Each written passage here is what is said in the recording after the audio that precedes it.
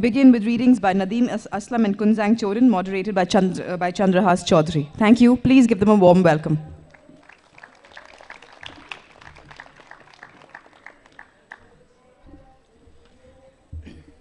Hello all.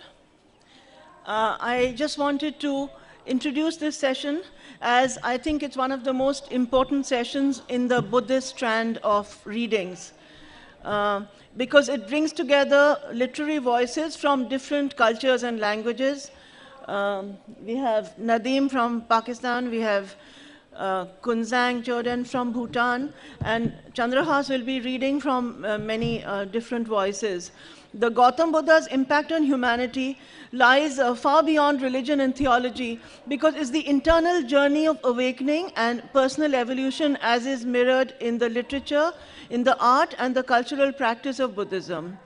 Author and critic Chandrahas will lead us through this impressionistic medley in I'm just waiting to know which voices, which languages. And this promises to be a really moving and evocative panel, and we're all looking forward to it. Thank you.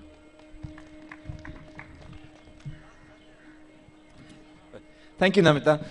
Actually, I should say that we've been planning this for a long, long time, since November, actually, which is the first time I went to see Namita. And in a house, you know, there's reams of volunteers and piles of books, and we sort of walked through all of them and found what we could use for this session. Welcome, everybody, and thank you very much for waking up early on a Sunday morning to turn up here. We hope that what we do this morning will be worth your time. To my right, extreme right, is Nadeem Aslam, the Pakistani novelist. This is Kunzang Choden, the Bhutanese writer. And between us, we're trying to take you through appearances of the Buddha in literature through the centuries, from 2,000 years ago to as recently as a few years ago in Nadeem's book. And I think what interests us all, or what interests me in particular, is the fact that in some ways, the message of the Buddha, the fact that human beings live in a world of desire and suffering, that they need to find a way out of that and to achieve a kind of a place of stillness that transcends suffering, somehow goes in a different direction from what we see when we read about the Buddha, which is story. I mean, to me, when you write stories about the Buddha, there's a kind of movement there, a movement of narrative that seems to work against the message of the Buddha, which seems to be somehow anti-story in a way. And we see this tension coming up all through the 2,000 years of writing about the Buddha, from the Buddhist monk Ashwaghosh's book Handsome Nanda and his life of the Buddha in the 2nd century CE to recent representations of the Buddha. And the other theme that we wanted to bring up is the remarkable persistence of the Buddha, not just the Buddha's message, but the story of his life. There's, you know, this very moving and to hundreds of writers across time, very important story of someone who's a young prince or the son of a clan leader who then finds this way, who walks through the world, begins to perceive both the suffering of the high and the low, and begins to find a way out of that. So I thought we would begin between the three of us, the writer who's most rooted in Buddhist writing, in Buddhist literature, that's Kunzang, who will read from a book by a friend and a contemporary of hers, and will also explain why she chose this passage. What we've done is choose passages from, each one has chosen some passages from literature about the Buddha. And the emphasis is on not on the Buddhist message, but on the appearance of the Buddha as a character in these stories. So, Kunzang, do you want to first speak about the book you're going to read from, and then tell us a little bit about it? Good morning. I'm from Bhutan, and I try to read and write, but I'm not a Buddhist scholar as such. I'm more a devotee, a practitioner of Buddhism. And in my books, Buddha does not appear as Buddha, but my stories are influenced by Buddha.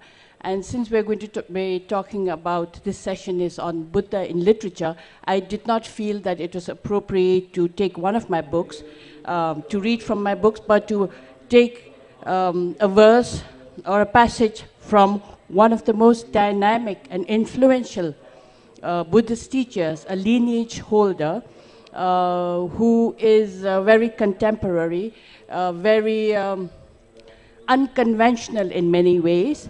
And he writes And he teaches, and he also makes films, because he feels in this day and age, films are the most powerful medium of whatever you want to say. And I have not taken permission from him to read a little bit from his book, but I pray for his blessings as I read his passage, and I hope it's not misunderstood or I have not misconstrued it. I just take a small paragraph. In a discussion with his disciple, Subhuti, Siddhartha said, "Those who see Buddha as a form and those who hear Buddha as a sound have the wrong view." 400 years later, the great Indian Buddhist scholar Nagarjuna concurred. In his famous treatise on the Buddhist philosopher, he devoted an entire chapter to analyzing the Buddha and concluded that ultimately there is no externally existing Buddha. Even today, it is not unusual to hear the Buddhist saying such as, "If you see the Buddha on the road, kill him." This is of course meant figuratively. Certainly, one should not kill him. It means that the real Buddha is not an externally existing savior bound by time and space. On the other hand, a man named Siddhartha did appear on this earth who became known as Gautama Buddha and walked barefoot on the streets of Magadha, begging for alms. This Buddha gave sermons, nursed the sick, even visited his family in Kapilavastu. The reason Buddhists will not dispute that this physical Buddha existed in the 5th century BC in India, as opposed to the modern-day Croatia, for example, is that we have historical records for the centuries that has served as a source of inspiration for inspiration in India, and I would like to add, for the world. He was a great teacher, the first in a long line of learned masters and disciples. It is nothing more than that. Yet for a serious seeker, inspiration is everything. Siddhartha used many skillful methods to inspire people. One day, a monk noticed a tear in the Buddha's robe and offered to stitch it. But Buddha refused his offer. He kept walking and begging alms in the torn robes. When he headed towards the hideout of a destitute woman, the monks were puzzled because they knew that she had no alms to offer. When she saw his torn robe, the woman offered to mend it with a little string that she had. Siddhartha accepted and declared that her virtue would allow her to be reborn in the next life as a queen of the heavens. Many people who heard this story were inspired to acts of generosity of their own. Thank you. Thank you, Kunzang. Well, Nadeem, I want to come to you and your book, The Wasted Vigil. And, well, I think one of the interesting things about having you at this festival and at this session is that if you make a map of Buddhism in South Asia from 2,000 years ago, and if you make a map of it now, I mean, the hotspots are very different. And so Pakistan has a Buddhist history that doesn't necessarily come through in the modern history of the subcontinent. And representations of the Buddha we found everywhere in Pakistan, isn't it? So I was very interested in the passage in your book where one such Buddha appears, and maybe you want to talk about your book a little bit and the passage before you want to read from it. Thank you everyone for coming.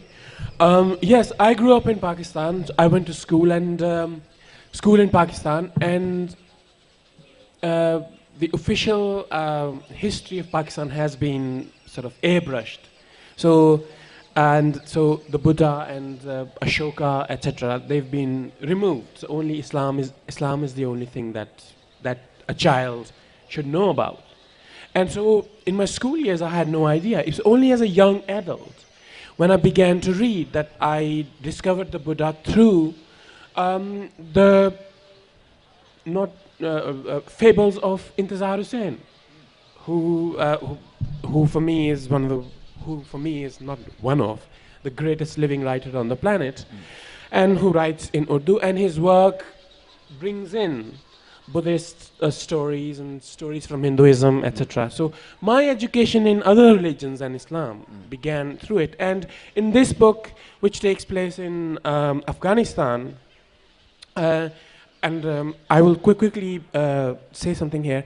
The city of Jalalabad is flanked to the north by the Hindu Kush and the south by the White Mountains. The Buddha is said to have visited the valley to slay the demon Gopala, and Chinese pilgrims have written of the sacred relics once housed in shrines here. A fragment of the Buddha's skull, entirely covered in gold leaf, a stupa erected where he clipped his fingernails. So all across northern Pakistan and moving into Afghanistan, the famous Buddhas, of course, the Bamiyan Buddhas, which were blown up by the Taliban, we have these shrines where the Chinese pilgrims used to come and visit. Yeah. And so in this book, there is a giant head of a Buddha, and I will now try to, I will now read from that passage. So to say something to set it up, the house that this book takes place in is next to a perfume factory. And because Afghanistan can get quite hot, they decided to make the factory underground, so where it's cooler. So I will now read the passage where they excavate the earth to actually make a giant space below ground, and what happens then.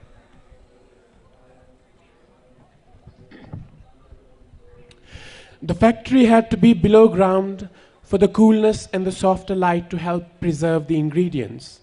And soon after the digging work began, they had encountered a large boulder, an indentation at the top of the mass, the first thing that came into view. A hollow no bigger than the clay bowls in which Marcus is the chap who owns the house, in which Marcus cultivated the ferns of Nuristan. As they worked away the earth, a slender ridge was found snaking around the small depression. And then they saw that the hole was, in fact, a large human ear. Continuing downwards and around the mass, they understood that they were excavating the head of a great Buddha, lying on its side. Vertically, it measured 10 feet from one ear to the other. Horizontally, it was 15 feet from the top knot to the decapitated neck. A face from another time. Though he knew that this province was one of the most important pilgrimage sites in the Buddhist world from the 2nd to the 7th century AD, over 1,000 Buddhist stupas in the area echoing to the incantations of monks back then, Marcus would never learn why this particular statue had been buried or why. Too heavy to move, he decided to continue with his plans for the factory with the head in it. It lay on the floor, and into the wide rectangular space that they cleared around it, they constructed workstations and storage areas and shelvings. Eyes 2/3 closed in meditation, the smile of serenity, the large dot between the eyebrows, perfectly circular like a guitar's round mouth. The head covered entirely in the incised ripples of hair. Marcus journeyed around him now, his sleeve absorbing warmth from the hot glass of the lantern. A stone stillness. He wondered if the rest of the body was buried nearby, a whole or fragmented. And it's interesting that what you said about in your piece that you read about the representations of the Buddha and how, and if I can quickly find the place, I would like to. Yes. The Buddha, Marcus remembers, had denied the existence of the soul. It was here in Afghanistan that the Buddha had received the human face, the earlier representations of him having been symbols. A parasol, a throne, a footprint, a begging bowl. The Greeks in Afghanistan gave him the features of Apollo, the god of knowledge, the god who repented. The only Asian addition to the Apollo was a dot on the forehead and the top knotted locks. So even today, the Buddhas that are found in the Peshawar Museum, and some of them are found in the Lahore Museum, and of course there are any number of them in the museum in Kabul and scattered all across that area. The Buddha looks like Apollo with the bindi hair and his hair piled up at the top. So that is really interesting. It's always struck me on seeing all the Buddha's representations across India that it seems to me that the Buddha's face is the most beautiful in the history of the Indian subcontinent. Absolutely. It's an exquisite, and especially the Gandhara ones over there, which is the... Well, one of the most wonderful things that's happened in the last 10 years to enable contemporary South Asian readers across South Asian countries and people in the West recover some of the truth and the vitality of the Buddha in older times is the Clay Sanskrit Library, which is a publishing venture that was founded about 10 years ago to bring out in facing page translations, that is in Sanskrit on the left and English on the right, some of the great classics of Sanskrit and Pali literature of the last 2,000 years. And among the books that have come to light in this very good venture is two books by the Buddhist monk Ashwaghosh, who lived in the 2nd century CE and wrote 2 books on the Buddha. The Buddha was the center of his world and the center of his writing. And what I'm going to do now is read a little bit from one of his books, which is called Life of the Buddha. It's available in English translation. Among the very good translators from the Clay Sanskrit Library series is James Mallinson, who is also here at a different panel. This is, and the beautiful things about these books is that, well, we've now done discursive prose from Kunzang and narrative prose from Nadeem, and most of these, the time of the literary form of that time was verse. It was not so much prose, and a lot of these are verse narratives. So Ashwaghosh wrote this Life of the Buddha, a narrative of the Buddha's life, which he intended for people to read and learn the Buddha's message. The wonderful thing about these books is that although they are in a sense didactic, they're also deeply immersed in the world of narrative and all the things that can be done to make narrative striking, i.e. they use effects that you would not otherwise think of necessarily as Buddhist. And I hope that some of it will come out in the passages I'm going to read. Well, you'll forgive me if I stand up or walk and read, because there's 2 ways in which I read. When I read to myself, I lie down, and when I read aloud, I stand up. There's no middle in the way. So I'm going to stand up and walk around a bit while I read this. This is from Ashwaghosh's Life of the Buddha. Although in this way, this is Buddha for the first time beginning to sense there's something wrong with his life as the prince, as a young, well-brought prince. Although in this way, the Shakya king's son was enticed with priceless objects of sense, yet he got no content, found no relief, like a lion shot in the heart with a poison-tipped arrow. Then, one day, with the consent of the king, he went outside to see the wooded groves, along with able sons of ministers and friends good at narrating vivid tales, yearning to find peace. He set out mounted on the good horse Kantaka. The bells hanging from its bit were made of new gold, its gold trappings made charming with flowing chowries, like the glint of Drumabja mounted on a flag. Love of the woods and the exquisite land drew him deep into the distant forest. There he saw the earth being plowed with furrows, resembling the rippling waves on water. Clumps of grass dug up by the plow littered the earth, covered with tiny dead creatures, insects and worms. As he beheld the earth with all these strewn about, he grieved greatly, as if a kinsman had been killed. Seeing the men plowing the fields, their bodies discolored by the wind, the dust, the scorching rays of the sun, oxen wearied by the toil of pulling the plows, great compassion overwhelmed that great noble man. Getting down from the horse, then, he began to pace slowly across that land, deeply engulfed by grief, reflecting on the birth and death of all creatures, and, deeply anguished, he cried out, "How wretched indeed is this world!" Getting rid of those friends who accompanied him, wishing to reach some clarity in his own mind, he reached the foot of a rose apple tree in a lonely spot with charming leaves rustling all around. On that pure ground with grass the color of beryl, he sat down, and as he began to contemplate the origin and destruction of all creatures, he embarked upon the path of mental stillness. Achieving at once the state of mental stillness and freedom from worries, such as sensual desire, he attained the first trance with thought and reflection, tranquil, uninfluenced by the evil inflows. Thereupon, he attained absorption of the mind, born of discernment with the joy of supreme bliss, knowing rightly in his mind the course of the world, thereafter he pondered over this very thing. How wretched that ignorant man, blinded by pride, who, though himself powerless and subject to the law of disease, old age, and death, should treat with contempt another who is sick, dead, or oppressed by old age. If I, being myself like that, should treat with contempt another man here with a nature just like that, it would not befit me, and it would not be right, I who have come to fathom the supreme dharma. As he thus saw rightly the evils of the world, the evils of disease, old age, and death, pride of self in an instant departed from him, pride resulting from his strength, youth, and life. He did not give in to dejection or delight. He did not give in to doubt or to sloth or sleep. He felt no attachment to sensual delights. He did not hate others or treat them with contempt. Well, when I first read this passage, I was extremely moved by it, but it's also clear that there are many literary devices in it. For instance, I'm not at all sure that the message that the Buddha draws, how much suffering there is in the world, is the message we draw from the Ashwaghosh's text when we see the slanting rays of the sun, the creatures all around. It seems like a vision of fertile lives as much as suffering or exhaustion, actually. And then again, that suddenly what he does for dramatic effect is put the Buddha into a kind of dramatic monologue or a soliloquy right in the middle of the passage. So, Kunzang, I wanted to ask you, because you read a lot of literature that's influenced by the Buddha or that owes its origins to some Buddhist teaching.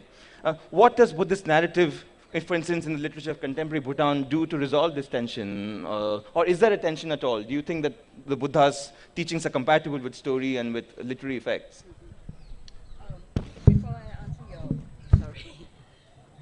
Before I answer to that question, I would, just a thought came to me while I'm sitting between these two gentlemen, and to tell you how I feel connected. Because in Bhutan, we talk more about the second Buddha. And the second Buddha is a scholar who came originally from Pakistan, Swat Valley. Guru Padmasambhava was a scholar in the Nalanda University and came to Bhutan in the 8th century. And he started what was called the Mahayana Buddhism. And I am one of those who is a Mahayana Buddhist. We believe in faith and devotion rather than analytical, the logical questionings and things like this. But I also want to say that we identify ourselves, Bhutan identify itself as the only country which is still fully Mahayana Buddhist. And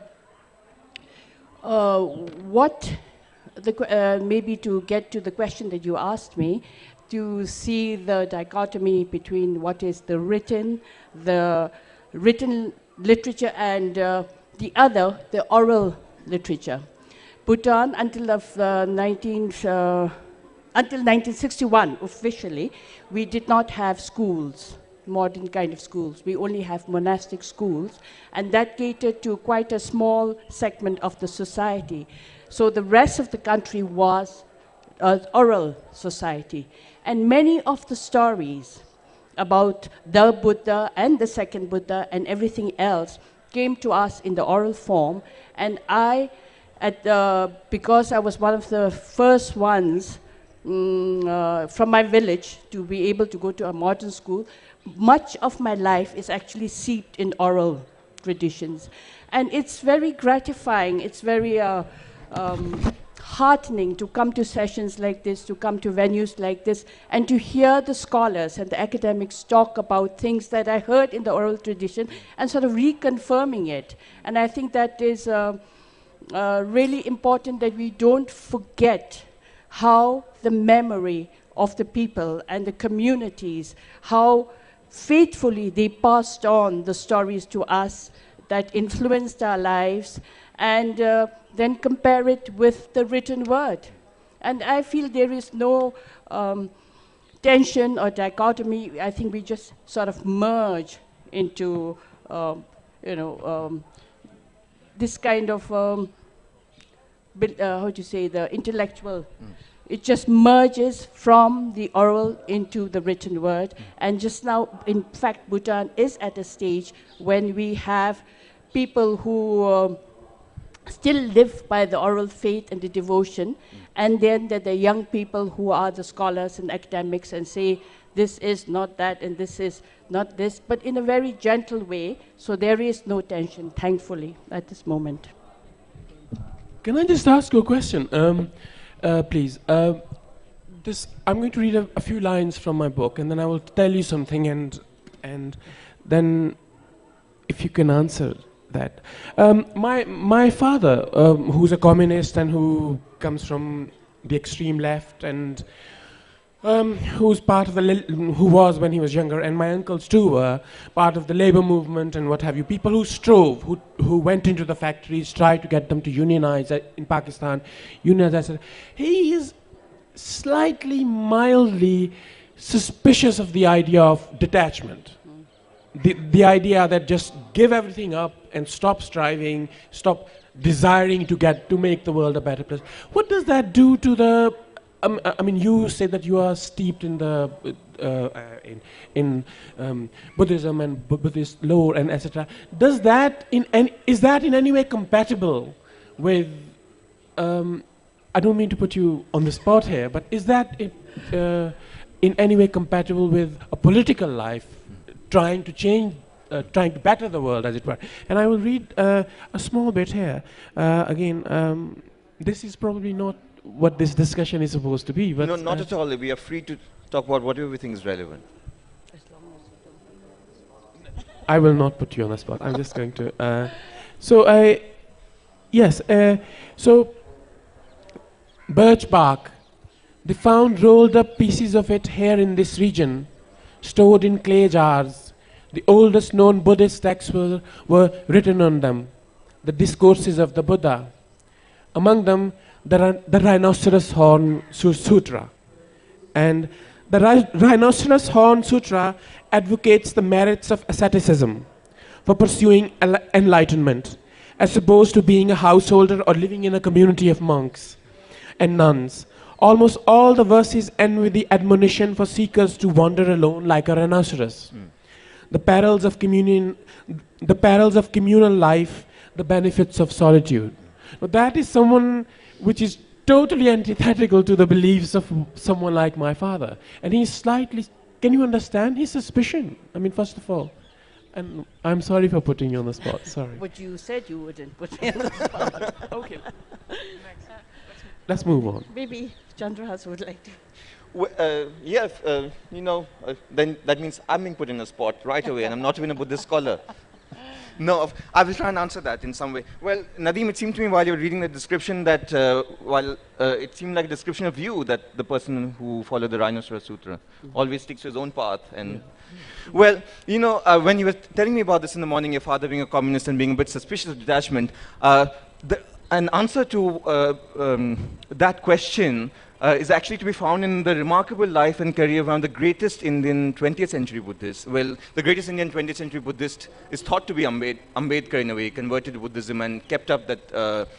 But behind him, behind the shadow of Ambedkar is the great Marathi scholar Dharmanand Kosambi, whose work, unfortunately, since it was written in Marathi, has not been made available to a lot of Indian readers. And the thing about Dharmanand was that he was both a committed Marxist and a committed Buddhist. And his life was about trying to reconcile or trying to make a melange of these two positions that would serve the needs of modern Indian politics or modern Indian thinking. This is brilliant. Wow. And so maybe I need to get this for myself and one for my father. Yes. Yes. So Dharmanand's most famous work is what's interesting about Dharmanand is that he wrote scholarly books about the Buddha all his life, but his penultimate book, written shortly before he died, was a play about the Buddha called Bodhisattva, which again seems to me to illustrate the need for Buddha scholars or Buddhists to turn to narrative, to explain some things about Buddhism that somehow discursive prose doesn't do. And I wonder if any of you have something to say about that. For instance, the Buddha turns up in your book as well, though of course in a different way. Well, I'll now move on to the political side of what happens, because if you remember the Bamiyan Buddhas that were blown up. I don't explicitly state in the novel that this is happening on the same day as the Bamiyan Buddhas were blown up, but you could work it out if you want. So the day the Taliban blew up the Buddha, so we now have the perfume factory, if you recall, with the Buddha's head in it.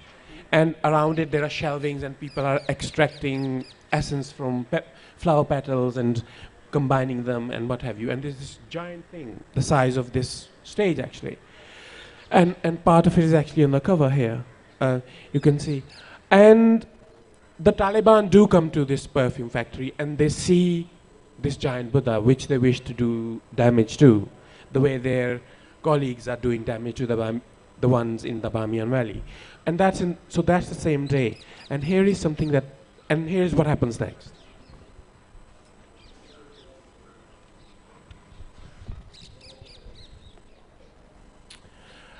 Her gaze on the Buddha's giant face, Lara sits on the lowest steps of the staircase in the perfume factory. She looks at the features of the beautiful young man. We were talking about that. He feels vulnerable and intimate, as if facing someone in bed.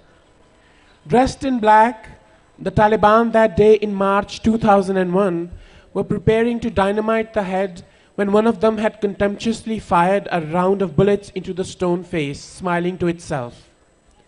In some versions of the events of that day, a ghost has appeared in Marcus's house to put the sinister, malevolent figures to flight. But others insist it was the occurrence down here in the perfume factory.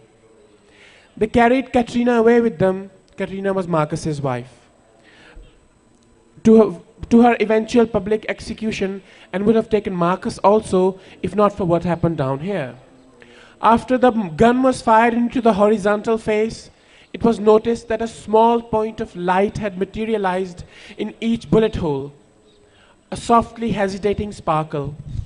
Over the next few instants, as more and more of the men took notice and stared uncomprehendingly, each of these spots grew in brilliance and acquired a liquid glint. Welling up in the stone wounds, the liquid gold eventually poured out and began to slide down the features, very slowly, striping the face, collecting in unevenly spaced pools on the floor. As though they had come out of a trance, the men in defiant rage sent another dozen bullets into the idol, but with the same results. In addition, he now seemed to be opening fully his almost shut eyes, the lids chiseled in the stone beginning to rise without sign in what seemed like an endless moment. So thank you. So that was me trying to bring in what I was saying earlier, politics and my own hesitancy about trying to step away from the world. You say that it sounds as though I'm describing that I am the one. No, indeed.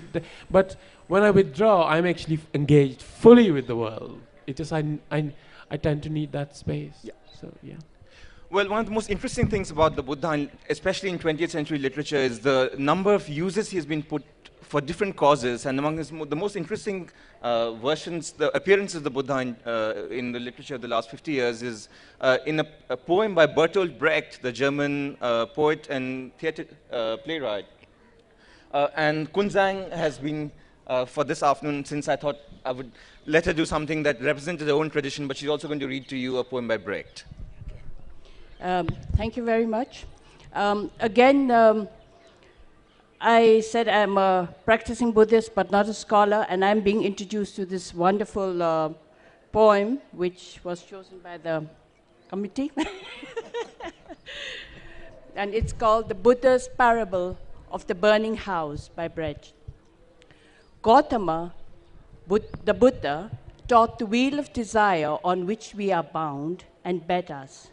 Put off desire, and thus without it, go into the nothing that can be called nirvana. One day, some disciples asked him, "Master, what is this like, this nothing?" We all wish to put off desire, as you bet us. But tell us, if this nothing into which we go is a kind of oneness with creation, as if a man lay in water, limbs at ease at midday, empty of thought, lay lazy in water, or sank into sleep, scarce knowing if someone tucked a blanket around him, so deep was he under.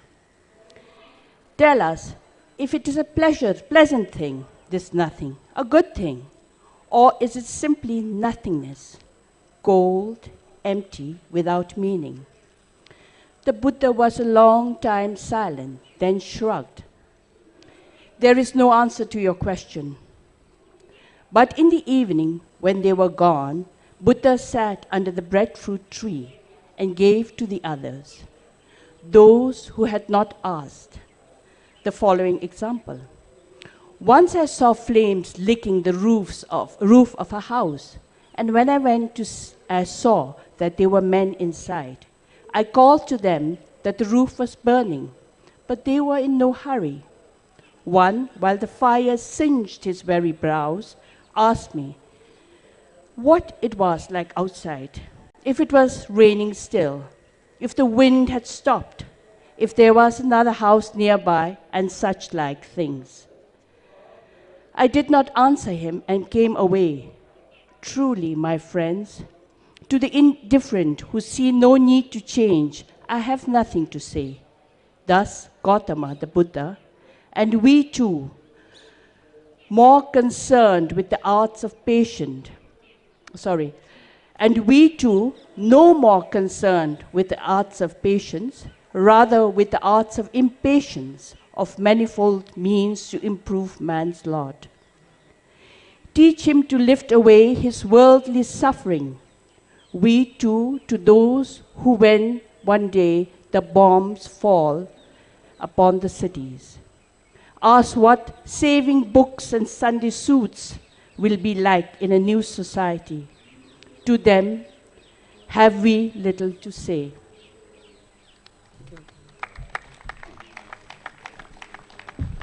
Well, Nadeem, you were asking about what might a Buddhist have to say to a communist and back and forth. And it seems to me when you read this poem by Brecht, who was the Buddha in the poem says, to the indifferent who see no need for change, have I nothing to say. And the communists would say to the indifferent who see no need for change, I have something to say, precisely to those people. Maybe that's the difference.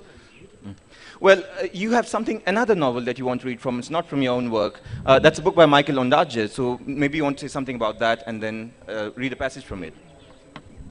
I'm going to read from Michael Ondaatje's novel Anil's Ghost, and I will read from a few paragraphs from the last chapter, and it is about one of those giant statues in Sri Lanka. And again, I'm going to bring in politics. Well, Ondaatje does. And so 3 thieves journey during the night with a ladder which they have made a few hours earlier. And they come and they wish to blow up the Buddha because they think there is treasure inside inside the statue.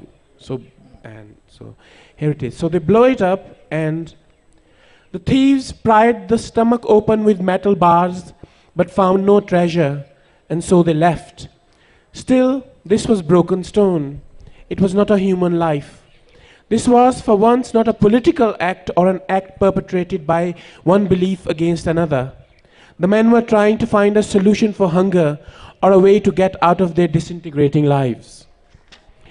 And the neutral and innocent, quote unquote, and the neutral and innocent fields around the statue and the rock carvings were perhaps places of torture and burials. Since it was mostly uninhabited land with only a few farmers and pilgrims, this was a place where trucks came to burn and hide victims who had been picked up. These were fields where Buddhism and its values met the harsh political events of the 20th century.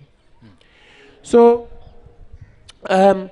basically the thieves try to put an end to hunger, blew up the statues, and now it is scattered all over the place, and now it has to be reconstructed.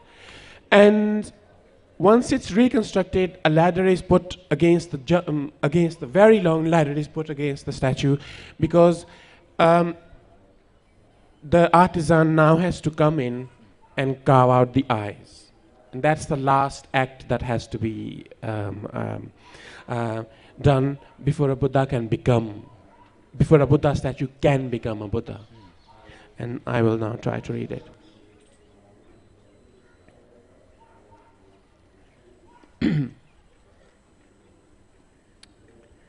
Okay. He reached the head a few minutes before the precise hour for the eye ceremony. His nephew was there, waiting for him. Ananda is the artisan. Ananda had climbed this ladder a day earlier, and so he knew that he would be most comfortable and efficient 2 rungs from the top. He used the sash to tie himself to the ladder, and then his nephew passed him the chisels and brushes. Below them, the drumming stopped. The boy held up the metal mirror so that it reflected the blank stare of the statue, the eyes unformed, unable to see. And until he had eyes, always the last thing painted or sculpted, he was not the Buddha. Ananda began to chisel. He used a coconut husk to clean the grit from the large trough he had cut, which to those below would be only a delicate line of expression. There was no talking between him and the boy. Every now and then he would lean forward into the ladder and put his arms down to let the blood back into them. But the two worked at a fast pace, because soon there would be the harshness of sunlight. He was working on the second eye, sweating within the brocade costume, though it was still just dawn heat. Only the sash held him safe on the ladder. There was plaster dust everywhere, on the cheeks and shoulders of the statue's head, on Ananda's clothes, on the boy. Ananda was very tired, as if all his blood had magically entered into his body. Soon, though, there would be the evolving moment when the eyes, reflected in the mirror, would see him, fall into him. The first and the last look given to someone so close. After this hour, the statue would be able to witness figures only from a great distance. The boy was watching him. Ananda nodded to acknowledge that he was all right. They still did not speak. He had probably about another hour to go. The eyes, like his at this moment, would always look north, as would the great scarred face half a mile away, which he had helped knit together from a damaged stone, a statue that was no longer a god. A statue that was no longer a god, that no longer had its graceful line, but only the pure, sad glance Ananda had found. And now with human sight, he was seeing all the fibers of natural history around him. He could witness the smallest approach of a bird, every flick of its wing, or 100-mile storm coming down off the mountains near Gonagola and skirting to the plains. He could feel each current of wind, every lattice-like green shadow created by the cloud. There was a girl moving in the forest, the rain miles away rolling like blue dust towards him, grasses being burnt, bamboo, the smell of petrol and grenade. The crack of noise as a layer of rock on his arm exfoliated in the heat. The face open-eyed in the great rainstorm of May and June, the weather formed in the temperate forests and sea. Ananda briefly saw this angle of the world. There was a seduction for him here. The eyes he had cut and focused with his father's chisel showed him all this. The birds dove towards gap within the trees. They flew through the shells of heat currents, the tiniest hearts in them beating exhausted and fast, the way Sirisa had died in the story he invented for her, the vacuum of her disappearance. A small brave heart in the heights she loved, and in the dark she feared. He felt the boy's concerned hand on his, this sweet touch from the world. That's it. Thank you, Nadeem. As we were reading that, I was reminded actually of To me, the most magnificent statue of the Buddha I've seen, it's actually in your city, Kunzang. It's the great golden statue of Buddha they're building in Thimphu. And I went to Thimphu for the first time a year and a half ago, and because the city is very high and it rains a lot there, and the clouds are very low above the city sometimes, and this statue is being built on top of a mountain above Thimphu. Sometimes you can't see it at all, and the clouds part, and in the middle of the sky you see the face of the Buddha, which always seemed to me to sort of, it's one of the most beautiful sights I've ever seen. You want to say? I think, you talked about how the statues or the representations of Buddha in your book as a fiction, I suppose. But the sad thing is that even in a Buddhist country, Mara is always there. The great temptation is always there. And as you were reading about how the Buddha statue in Afghanistan was destroyed and how later on how this is being rebuilt, there's a very sad trend in our country that we're looking for what's actually physically inside these statues, because these statues in the past were filled with treasures. Yeah. So now the people, even in the Himalayas, have learned that there is a value for these treasures beyond the religion and the belief, and many of what we call the vandalism of destruction of monuments is happening. And of course, these people are petty thieves and vandals, but there's a very big international market for such things. And sadly, this has reached our country. And what you talked from, what you read from Michael Ondaatje's, how it's being rebuilt, is again quite uplifting. And to think that some of these most beautiful treasured things that have come from the centuries are now being destroyed. And I always feel that there is a need to rebuild the ones that have been destroyed, but there is also a tendency for people building monuments. The richer you get, I guess that's what people refer to as spiritual materialism. You have the resources, so you want to build the biggest Buddha statue. You want to have the most gold embellished statues and things like this. So change, in the poem I read, we have to be aware of change. And I think change comes in so many forms, and we have to be ready for it all the time. And don't let ourselves get singed by the fire. I'm deeply interested in the idea that if you're a believer in a faith, that then you would try to sort of, in a way, use one of its relics for material purposes. I mean, how do you cross that threshold? I mean, I really honestly can't imagine a Muslim, the reverence we have been taught to extend towards the Quran, and there are some gold embellished Qurans. I simply cannot imagine a Muslim trying to rip a page from the Quran and trying to sell that as a it's deeply interesting. But then maybe it is possible. I mean, I heard that someone slipped from the dome of a mosque and fell because that pinnacles at the top of the mosque, they'd heard that they were made of gold, but it was brass, and then during the night he was trying to as you were saying.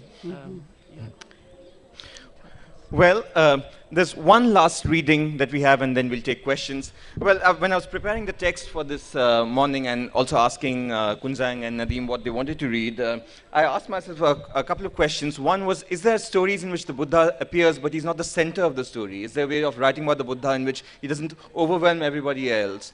And two is, are stories about the Buddha compatible with comedy? Because, comedy, although you would think that there's no relationship between the Buddha's life and a comic narration, comedy is also kind of source of truth in our world, and it's an important way of knowing something.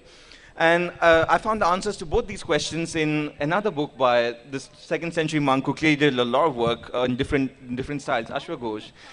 One of Ashwa Ghosh's best books, and to me, I think it's the first great Indian novel, actually, because it really tells a wonderful story, is a book called Sundar Nanda, or in English, Handsome Nanda.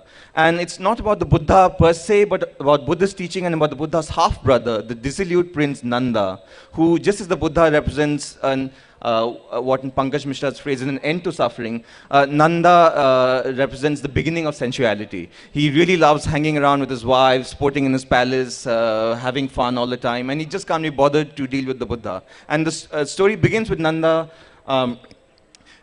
deeply rooted in this life and not wanting not to meet the Buddha. So we see the scene early in the book when Nanda is with his wife in the palace, there are dancing girls all around, they're having fun, and his wife is putting a makeup on.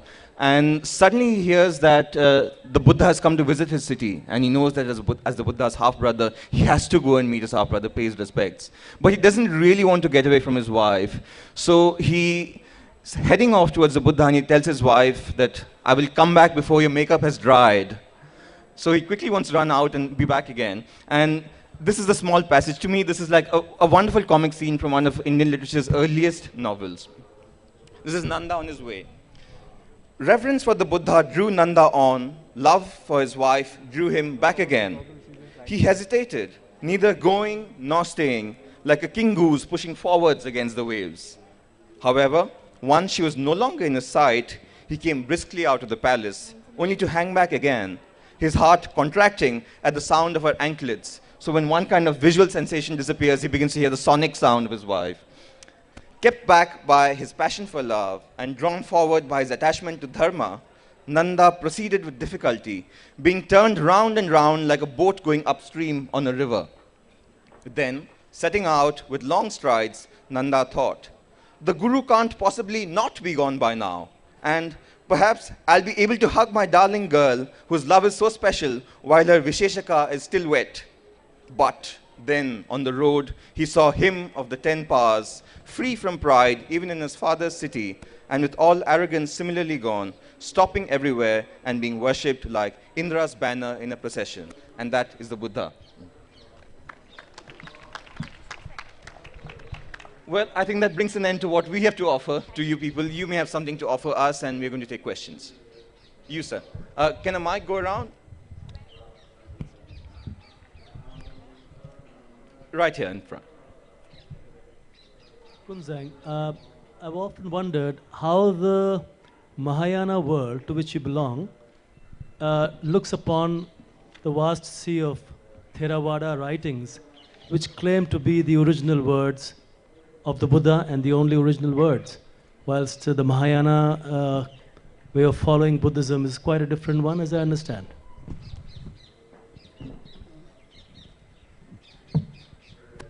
Actually, this again falls in the scholarly world, and for the country, the people of the entire country, they are anything that they don't see the sections of different kind of religions and different kind of Buddhism. Buddhism for the general public is Buddhism.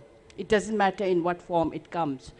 Of course, now the scholars are looking at it, and it'll be a while before what the scholars do is going to reach the public, and that there will be public debate or there will be public sentiments about what Mahayana is, what Theravada is, what Hinayana is. I hope that's... Well, we'll take a question from there and then somewhere at the back. So if you'll just wait a moment. You know, I had a sort of question to Nadeem, and maybe anybody can answer that. When you fictionalize Buddha from the contemporary statues and contemporary kind of discourses that exist around us, when I wrote God as Political Philosopher, looking at Buddha's own evolution as a teacher, as a thinker, as this thing, what struck me is one particular thing. When he started his Sangha at Sarnath, he shaved himself, and the small group had to shave as again as the Brahmin rishis who were growing dadi and hair.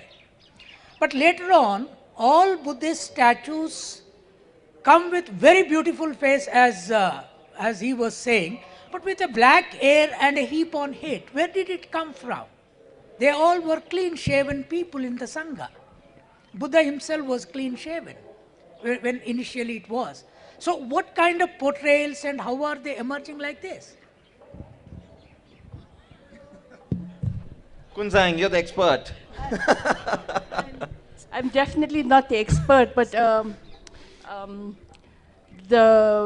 the way we perceive and how we represent Buddha, I think depends in the cultural context and the historical context. And I guess the Buddha that you described is from what they say the Gandhara form of art, the Greco-Roman influence. I think, I don't know. It is. And we have the older statues of Buddha in kind of Indian princely robes and of course most of the time naked. But there are also statues which have been Bhutanized and they have elements of Bhutanese. So I think it's the artist's perception, although Buddhist art is iconographic and it's not very individual. I think it's very human to put in something that you see around, and I think that's why Buddha looks, the face looks same, but the hair and the dress and the ornaments look sometimes different. I don't know, actually I'm talking to the Buddhist scholar and I feel like a fool trying to tell you something you already know. Well, you know, in Lahore Museum there is the famous, the starving Buddha, which is an extraordinary, just a skeletal figure. We can see his ribs, and you actually have to take a torch, and you have to see his eyes that are actually sunken into. So it's like a hole this deep into his going into skull, and you see his eyes carved way down into it, and you see it with a torch. Really? And absolutely, and you were talking about the aesthetics when. Random House India were making the cover for this book, and the giant Buddha appears here. They sent me a drawing. First drawing that came was that the Buddha had knots in his hair, the way the Thailand Buddha do, the Far Eastern Buddhas do.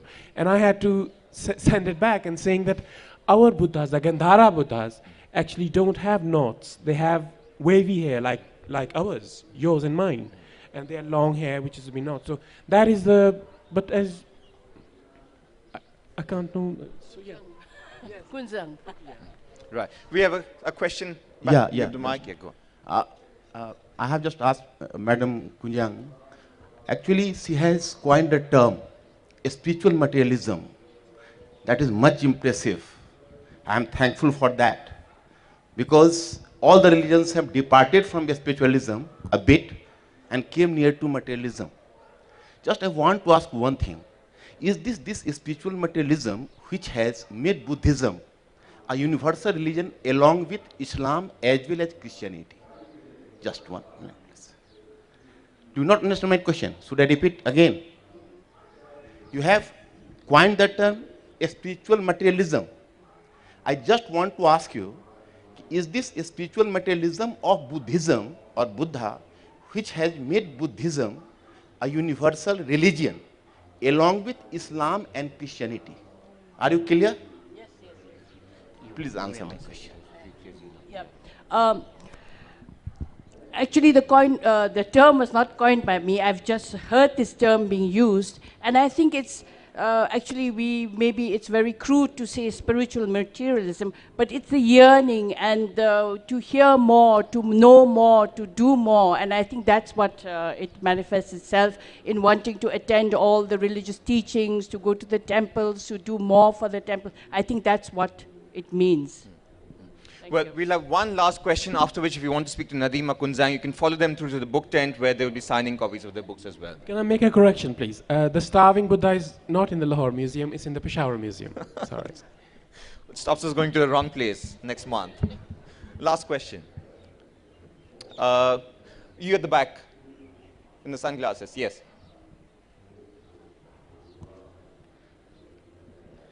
My question is for Kunzang ma'am. You just mentioned that the second Buddha, Padmasambhava, came from Swat Valley. I have read 2 biographies and the references in that are not clear to me. Could you please elaborate on this? Why do you say that he came from Swat Valley? Thank you. Again, I'm going to get away by saying I'm not a scholar. I just listened to the oral stories, and that's what we've always been told, that he came from the Swat Valley, which even today now, whenever it's possible, there are Bhutanese Buddhists who go there because we believe that's where he came from. And then later on, he came to Rawalsa, and that's actually where then his life begins to be documented. So I'm sure you're correct, but don't derail me. I believe he came from the Swat Valley. Well, thank you all for coming. It was wonderful that so many of you turned up very early on a Sunday morning to listen to Kunzang and Nadeem read from Buddha literature.